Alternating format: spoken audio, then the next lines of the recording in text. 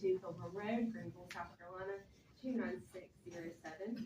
I would like to first and foremost help to maybe eliminate kind of what seems to be the elephant in the room, is that we are not following the ordinance, that we are against the ordinance.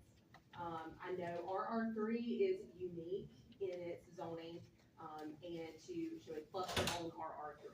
In that regard, we did consult staff before this. I wish Josh was here.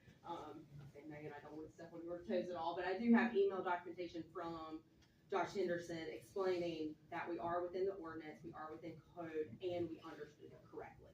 We asked him probably 3 or 4 times, I'm sure he was tired of responding to us, just to ensure we did accurately meet the density requirements of the site, and that we remain not only with the current density on site, but within comprehensive plan density as well.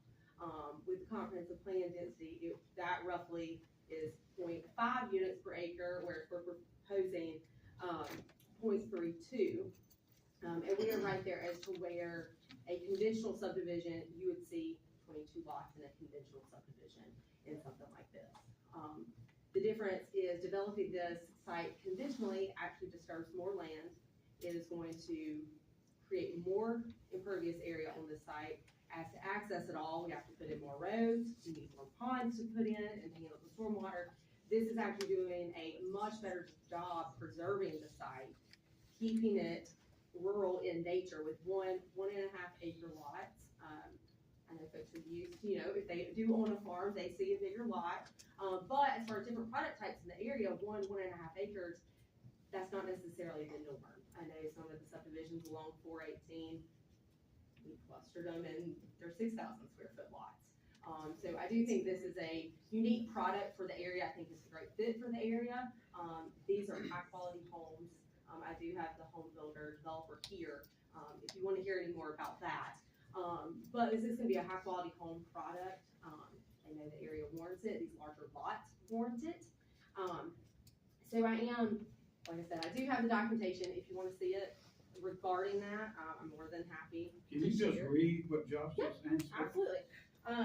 So at the end of our back and forth, at the end of the day, we asked, in RR3, we are able to cluster and provide open space development for a subdivision as long as the density meets 1 lot per 3 acres.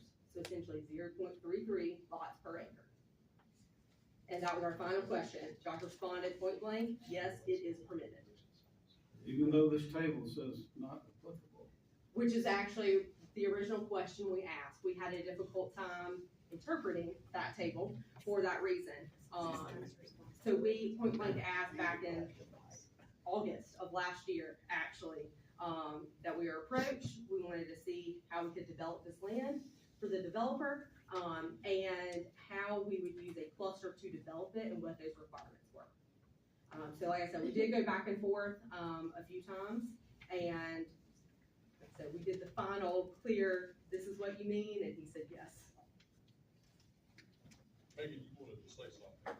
Yeah, so this chart, I think the way that it's shown is a little confusing. But what it's saying is that the units per acre, which is the what's used. So you see, like for R6, it's 7.3 per acre. So what it's saying is it can't show a unit per acre in that same style, like a 7.3 per acre, because it's less than 1 unit per acre. So you see the RR1 is 1 unit per acre. When you have RR3, it drops below that number, so it would be a fraction of a unit per acre. That's why it says it's not applicable. And to just kind of show it to you a little more clearly, the ag section that you see is blank. That's because you can't do an open space in ag. And it's standard of the ordinance to make something blank if it's not permitted. So ag, it's not permitted. In RR1, it is, they use NA because the units don't make sense for the way that this table was originally created. You can look to the table below that, which is table 7.3 for the open space requirement. And in option 1, if you look to RR3, it does give a percentage of open space that would be allowed to be used. That supports the idea that you are allowed to do open space in the RR3 district. Mr. Chairman, Mr. Bailey? put a fractional amount there. I'm confused if we're really expressing the original intentions of it. If NA not applicable was, I think that would be a good thing to do. I agree with you that would be an appropriate way to show it.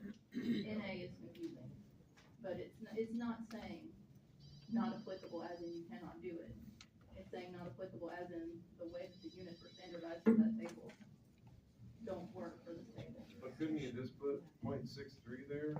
You could. Something like that? I I think mean, that would be I an just, appropriate thing to do. I really question whether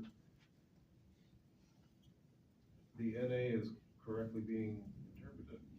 But it gives, like in the other table, it gives the percentage of open space that you can provide, so. Can you put that up? The Yeah, of ordinance, course, yeah.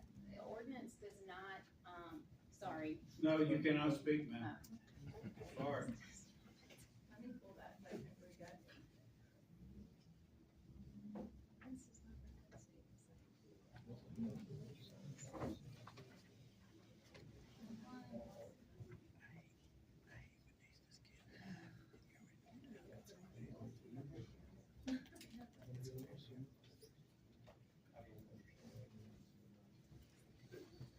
Mr. Chairman, am I missing something? If we have RR3, that's 1 unit per 3 acres. Right. Right. It's 0.3. It's point, take 0.32. And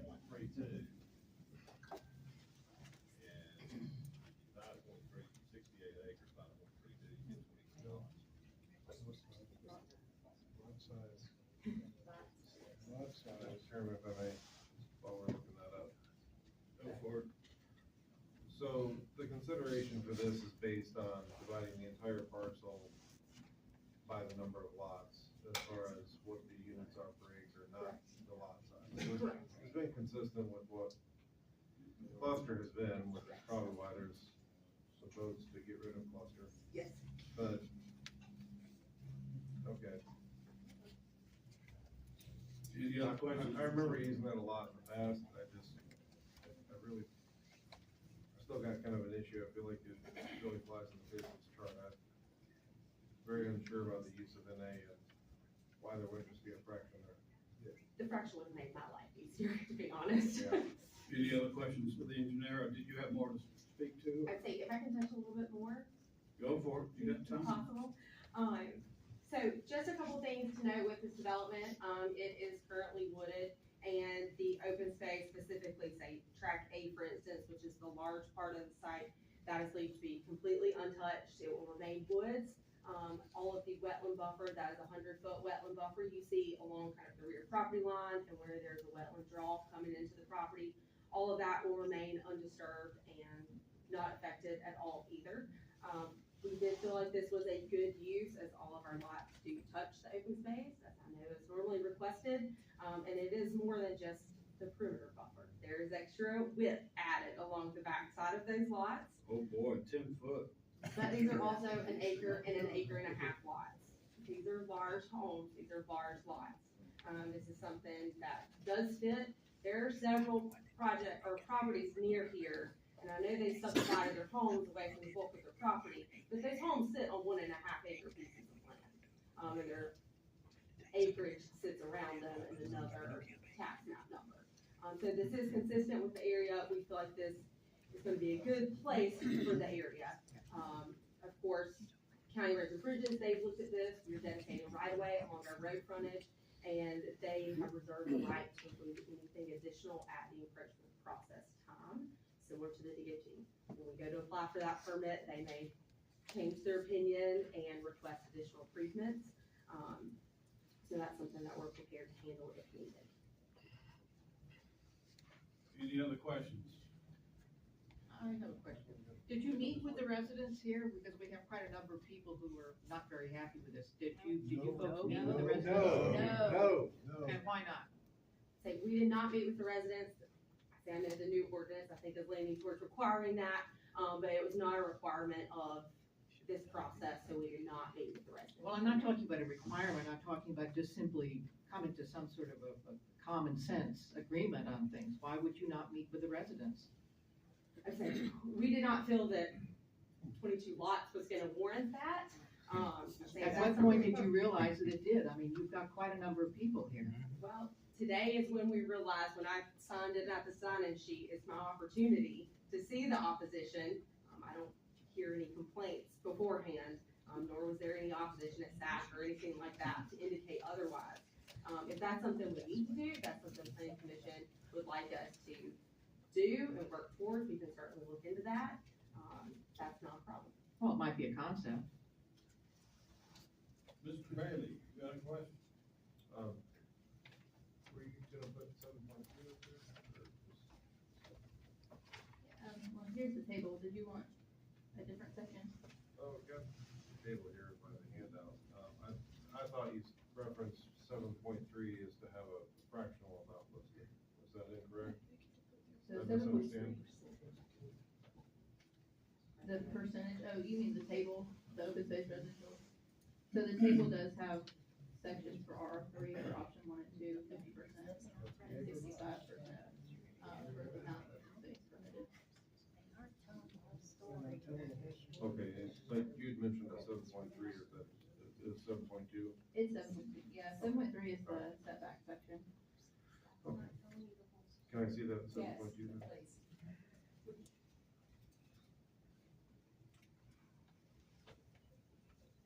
This section, or? Yeah, you wanna see the setbacks?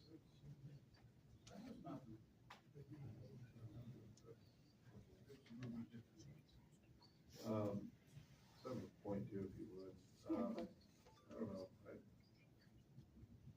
hate to sound redundant, I wonder why there's fractions in 7.2 and not 7.1. I know consistently, historically, that's been the common misunderstanding when the cluster gets put into rural areas, is the division of the total land, and I get that. I hadn't had this particular chart brought up in that instance before, so it's kind of a sticking point. Think about that. Let's speak fair to Mr. Neves. We have 6 minutes left if you'd like to speak to some of this.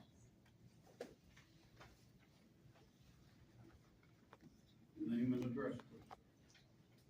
My name's Lonnie Neves, and I live on Highway 418, and me and my sister own the property. This is being debated. I know that there's a lot of opposition here. In fact, Mr. Valentine, was offered the land 2 different times, and he rejected it.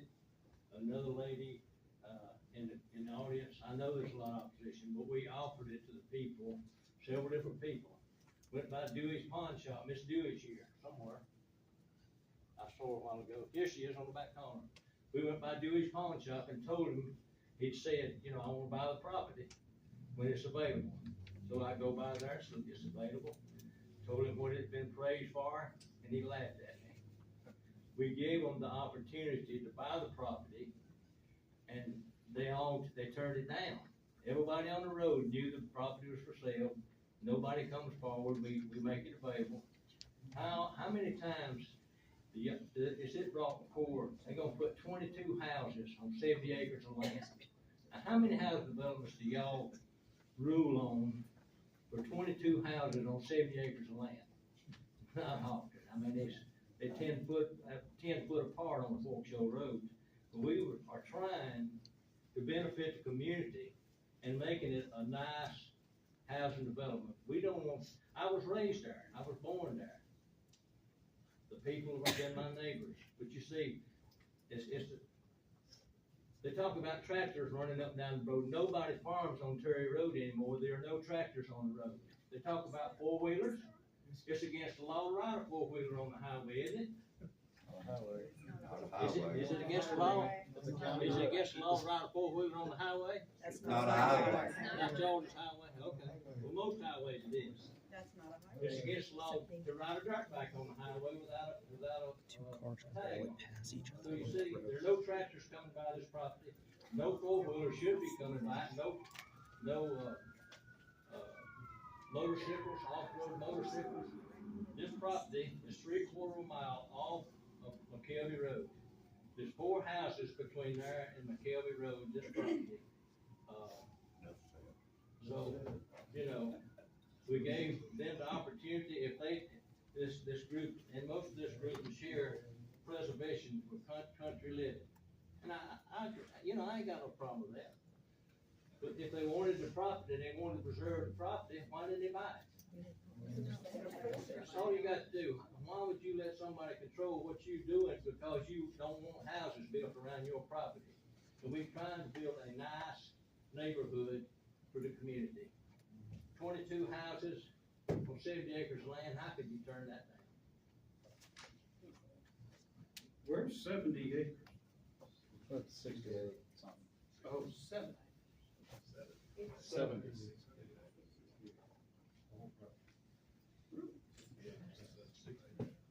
Yeah, you're right.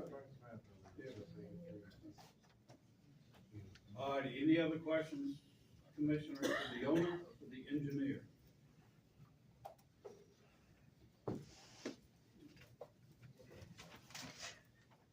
I've got a few issues.